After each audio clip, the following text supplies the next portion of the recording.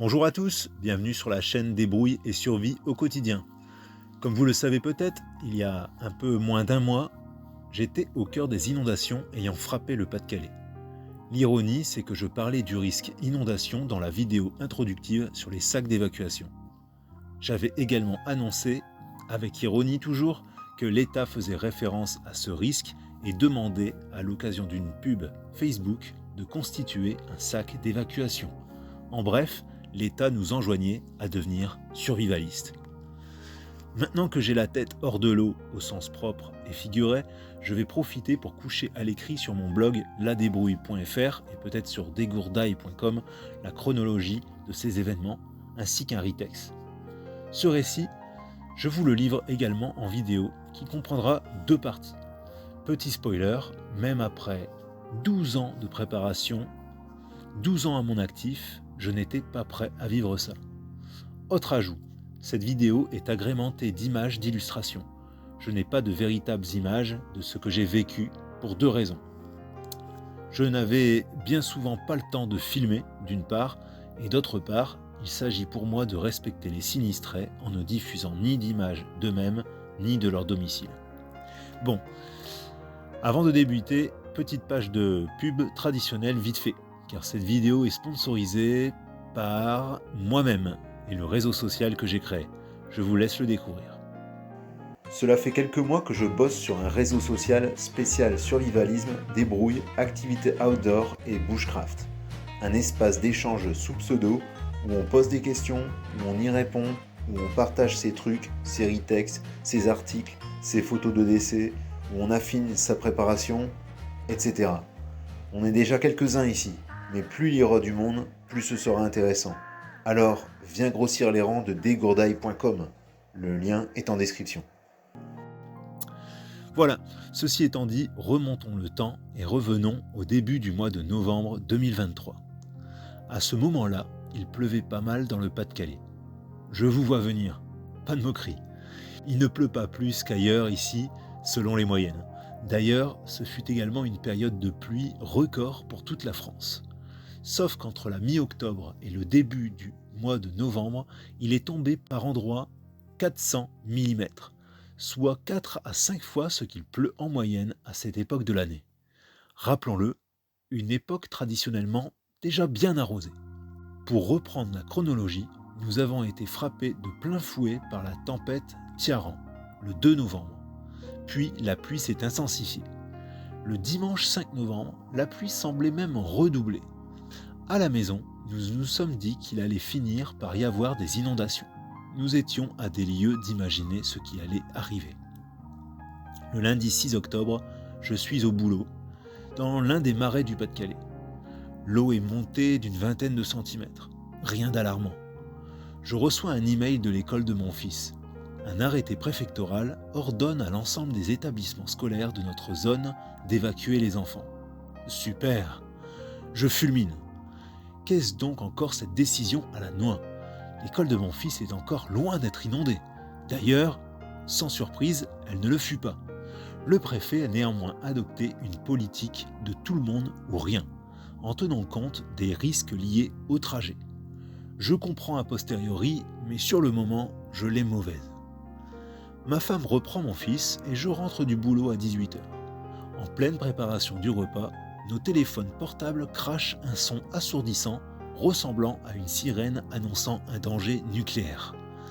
Un message s'affiche.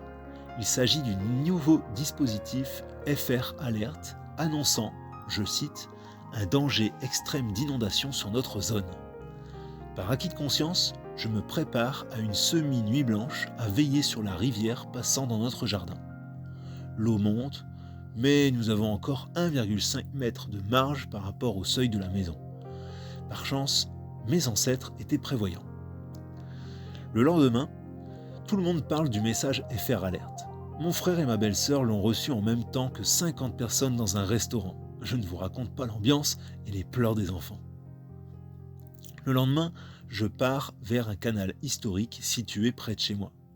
Il s'agit d'un bief quasi inutilisé, coincé entre deux écluses. L'eau est en effet bien montée. Les déversoirs de l'écluse sont déchaînés et l'eau passe quasiment au-dessus des portes. Mais bon, rien à signaler, nous sommes encore loin de voir ce quartier inondé. Près des écluses, je rencontre un ancien. On discute. Du haut de mes 36 ans, j'en ai déjà vu des bien pires. Et lui, du haut de ses 78 balais, il abonde dans mon sens. Ce qui arrive là, ce n'est rien. En plus, le soleil est revenu. Encore une histoire créée de toutes pièces pour vendre du papier et créer de la psychose. Là, je m'arrête pour mettre en exergue la leçon numéro 1. Chez moi, la mise à l'arrêt des bus scolaires pour risque de neige est fréquent. Alors que la neige, elle ne vient jamais. Nous avons l'habitude de ce genre d'histoire. Des montagnes qui accouchent de souris. Mais c'est un peu comme dans le conte mettant en scène un petit berger farceur. À force de crier au loup pour rien, personne ne bouge lorsqu'il y a vraiment danger. Autre leçon. Ces alertes pour rien, qui arrivent plusieurs fois l'an, concernent la météo. Nous avions oublié qu'il ne s'agissait pas ici de prévision météorologique, mais d'un problème propre à la mécanique des fluides. Une science bien plus exacte. Dans notre secteur caractérisé par des marais, des polders habités, plusieurs fleuves côtiers, des canaux annexes, des systèmes complexes de vannage, des écluses et un réseau dense de canaux grand gabarit, l'eau est omniprésente. Le système hydrologique est complexe. Ajoutons que notre territoire forme une sorte d'ensemble de cuvettes où l'eau entre et sort avant de se jeter dans la mer du Nord. Sur le littoral, les écluses et les pompes de secours ont la possibilité d'évacuer, quand tout va bien et qu'aucun matériel n'est en panne, environ 65 000 m3 par heure. Sauf qu'au point d'entrée du fleuve sur notre secteur, nous enregistrions un débit de près de 73 m3 secondes, soit près de 262 000 m3 par heure. Au plus haut de la crise, nous atteindrons même 85 m3 secondes. C'est donc l'histoire de la baignoire qui se remplit plus vite qu'elle ne s'évacue. C'était inéluctable, mais nous ne l'avons pas vu venir. Reprenons mon histoire. Toujours ce lundi 6 novembre, je pars vers les quartiers les plus bas. Là, j'hallucine. Les rivières débordent sur la route. Il y a parfois 25 cm sur les chemins agricoles. Naïf, je me dis que nous sommes peut-être au pic de la crise, mais je pense tout de même à anticiper de mon côté au cas où. Dans ce quartier, l'eau est à peine à 15 cm des seuils des maisons, mais personne n'a encore mis des sacs de sable. Pire, je vois un mec qui s'affaire à nettoyer ses vitres alors que l'eau est quasi à ses pieds. Il faut dire que ce quartier, historiquement, est très rarement inondé. Il faut revenir vers quelques histoires qui datent vraiment du siècle passé. Donc leçon numéro 2. Si dans ce genre de début de crise, une petite voix pleine d'optimisme vous dit dans votre tête que ça va aller, car ça va toujours, faites la terre et préparez-vous. Je termine ma balade par un crochet en périphérie de la commune. Une route est barrée. Un parking est complètement inondé. Sous un pont SNCF, 40 cm d'eau empêche la circulation. Pas mal, me dis-je. Mais j'ai déjà vu bien pire par ici, donc il n'y a pas le feu au lac. Une journée plus tard, ça s'empire. Nouveau message FR Alert, cette fois-ci à 6h du matin. Bonjour l'ambiance de guerre. Là, je me rends compte que ça ne rigole plus. Je prépare tout le matériel pour affronter les pannes d'électricité potentielles. Mes powerbanks et mon générateur solaire sont chargés à fond. Je vérifie mon réchaud et mon chauffage à gaz. Les lampes torches et les bougies ne sont pas loin. Je repars travailler et les nouvelles que je reçois à droite et à gauche ne sont pas rassurantes. Un ami vivant près de l'un des affluents de notre fleuve l'a vu sortir de son lit et se transformer en torrent incontrôlable. Ce torrent a traversé sa grange, heureusement au travers de 2 portes parallèles. Dans le même village, une maison située en contrebas n'a pas eu cette chance. Implantée sur ce qui semblait être devenu le nouveau lit de cette rivière courante, la maison s'est remplie d'eau jusqu'au plafond. Un agriculteur a néanmoins eu la présence d'esprit de forcer les portes avec les fourches de son tracteur afin d'éviter que la maison n'explose. Une bonne partie du contenu, meubles compris, est sortie sous la pression par les portes et les fenêtres. Un truc inimaginable. Autre nouvelle de la part d'un autre copain. Son quartier se situe sur les digues d'un polder, c'est-à-dire qu'à certains endroits, les maisons sont naturellement sous le niveau de l'eau. Leur sort dépend depuis des décennies du bon fonctionnement d'une vanne et de la digue qui font le travail, mais qui lâchent parfois. Les inondations sont donc déjà arrivées, mais rien de dramatique. Sauf que là, l'eau monte vachement.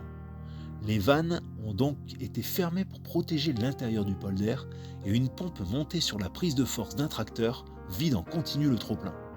Les habitants du quartier ont quant à eux débuté des tours de garde jour et nuit pour surveiller la pompe. Du jamais vu. Le mercredi 8 et le jeudi 9 octobre, la situation ne va pas mieux. Mon mur Facebook est envahi de messages d'inquiétude de gens cherchant des sacs de sable.